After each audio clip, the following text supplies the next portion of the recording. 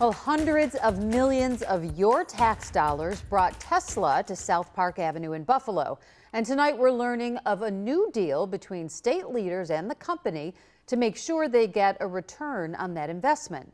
But as Two on Your Side's Nate Benson tells us, lawmakers, Nate, already have concerns? Yeah, that's right, Mary Alice, and the state does too. Aside from new job goals, Tesla will now have to pay rent to New York State, something they have not done in the past. As we already know, Tesla has pledged to build their Dojo supercomputer at the Riverbend facility.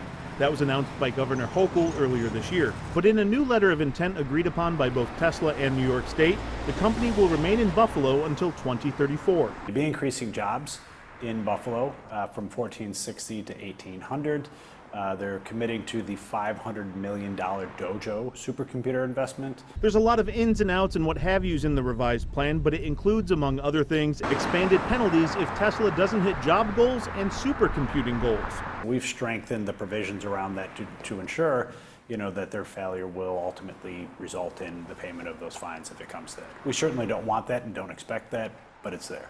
But there is already a concern from the state. You may remember in early May, Tesla announced company-wide layoffs throughout the spring and summer. New York State asked Tesla about the layoffs in Buffalo and future plans for the facility on May 13th. At the end of May, Tesla confirmed to New York State that there would be 345 layoffs at the Buffalo facility by August 11th. However, the company said they expect to meet all the requirements under this revised agreement. Empire State Development President Hope Knight replied to Tesla on July 25th, saying in part, "In light of the significant change in circumstances since the execution of the letter of intent, namely the recent layoffs, Tesla will be unable to meet the employment targets, and Empire State Development will not move forward with the project revisions outlined." Are you skeptical that the promises being made here by Tesla will come to fruition?